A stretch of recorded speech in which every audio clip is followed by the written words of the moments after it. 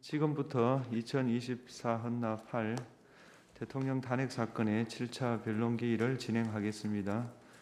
이상민 정인 나오셨습니까? 선서, 양심에 따라 숨김과 보탬이 없이 사실 그대로 말하고 만일 거짓말이 있으면 위증의 벌을 받기로 맹세합니다. 증인 이상민. 대통령이나 국방부 장관으로부터 언론사 등 특정 건물에 대한 단수에 대한 조치를 구두로라도 지시받은 적 있습니까? 전혀 없습니다. 그런데 언론을 보면 증인께서 소방청장에게 몇 군데 단수를 지시했다는 이야기가 계속 나오는데 소방청장과 통화는 하셨죠? 통화했습니다. 왜 통화하신 거고 어떤 이야기 했는지 말씀해 주실 수 있습니까? 조금 설명이 필요한데요. 제가 대통령실에서 종이 쪽지 몇 개를 좀 멀리서 이렇게 본 게 있습니다. 그런데 그 쪽지 중에는 소방청 단수 이런 내용이 적혀져 있었습니다. 그때가 언제였냐면은 제가 대통령님께 이제 그 국무위원들의 분위기, 국무위원들이 생각하는 거 그런 만류하러 들어간 자리에서 짧게 한 1, 2분 머물 때 잠깐 얼핏 보게 된 건데요. 그리고 나서 이제 비상계엄이 선포가 되고 제가 이제 광화문으로 돌아가는 제 차 안에서 그 쪽지 본 게 생각이 났습니다. 그런데 그 쪽지가 어떤 맥락에서 작성이 되고 어떤 의미인지는 잘 모르겠지만 제가 본 대로 만약에 단수를 소방이 한다고 할 경우에 이것을 무작정하게 되면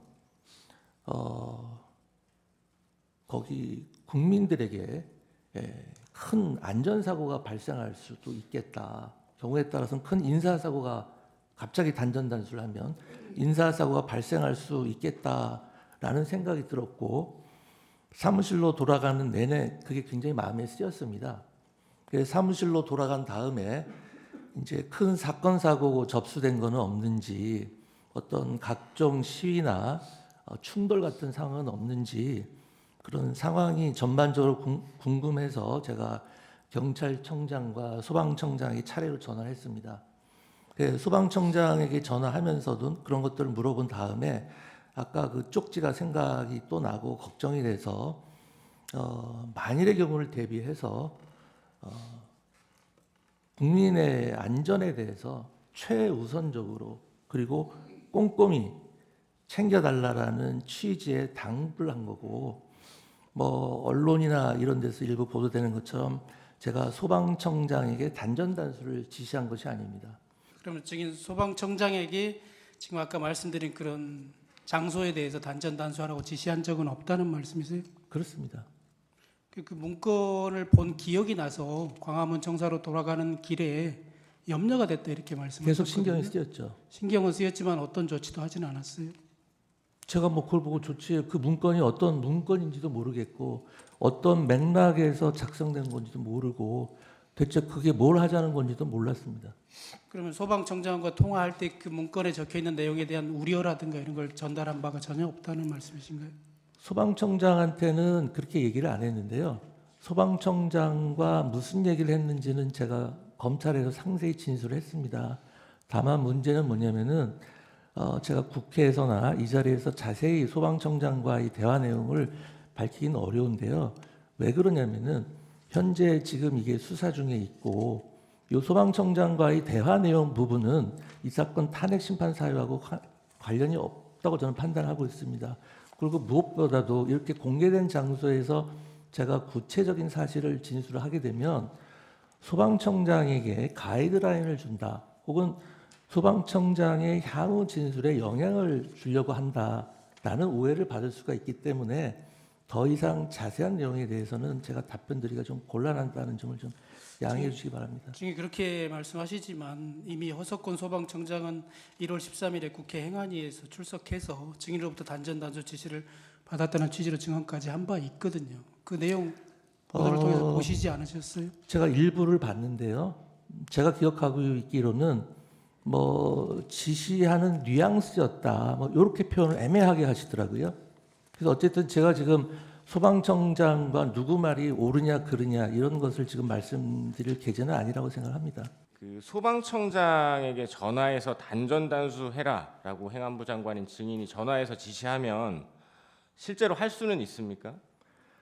저는 그게 사실 의문입니다. 아까 그 맥락이라든지 무슨 의미인지 이해를 못하겠다고 한 게 도대체 단전단수가 이 소방청의 업무인지도 지금 여전히 저는 의문입니다. 예, 제가 알기로도 증인이 소방청장에게 단전단수를 지시할 권한도 없고 소방청장 역시 단전단수를 시행할 권한도 없는 것으로 알고 있습니다. 그래서 여쭌 건데 행안부 장관이 소방청장한테 전화 한 통화해서 단전단수 가능합니까? 저는 그게 가능하지 않다고 생각하는 게 보통 단전하면 뭐 한전이나 단수는 뭐 수도국이나 수도사업소 이런 길 상상하게 되지 생뚱맞게 무슨 소방에서 단전단수를 한다는 게 너무도 이상했고요. 만약에 제가 그걸 전화를 했으면 소방청장한테 제일 먼저 단전단수를 소방에서 하는 일입니까? 라고 물어봤을 것 같아요. 아까 그 단전단수 문건에 소방청장이라고 기재되어 있었다고 그랬잖아요. 예, 그렇게 기억을 하고 여기 있습니다. 보시죠. 여기 이 문건은 아마 직접 보지는 그 뒤에 이제 언론에도 많이 나왔으니까 보셨을 텐데 여기 기획재정부 장관 이 자리에 소방청장이라고 되어 있었던 겁니까? 그러니까 제가 좀 멀찍이 봤고 네. 그 아까 1, 2분 짧은 순간에 대통령님 만류하러 들어간 상황에서 얼핏 본 거기 때문에 정확히 기억은 안 알겠습니다. 합니다만 비슷한 거 아닌가 네, 싶습니다. 네, 네. 알겠습니다. 근데 이 자리에 소방청장은 없었잖아요. 없었죠. 그러면 이 문건을 누구한테 전달해 줘야 된다면 누가 전달해야 됩니까? 그게 제가 모르죠. 아까 말씀드렸지 않습니까? 제가 뭐 이게 왜 작성됐는지도 모르겠고 이 소방이 단전단수 할 수 있다는 것도 여전히 지금 소방청장한테 의문입니다. 그래도 뭐 증인이 지휘권이 있는지를 떠나서 가장 밀접한 부처는 행안부 아닌가요? 저는 뭐 법률가만 35년 이상 해왔기 때문에 알겠습니다. 예, 제가 이렇게 예, 무리한 아까 얘기 절대 하지 않습니다. 단전단수가 뭐 불가능한 일이다 이렇게 말씀을 하셨는데 불가능하다기보다 그게 소방에서 하는 일인가 네, 네, 하는 알겠습니다. 생각이 있습니다. 아까 지금 기재부 장관 문건 여기도 기재부 담당자들이 그 뒤에 국회에 나와서 하나같이 하느냐 이건 불가능한 일이라고 그래요. 그 불가능한 일을 하려고 한 사람이 피청구인입니다. 증인 나중에 보니까 이 개헌 포함해서 뭐 가능해 보였던 일이 하나라도 있습니까? 기본적으로 지금 대리인이 하시는 말씀에 대해서는 저는 전혀 동의하지 않고요. 네.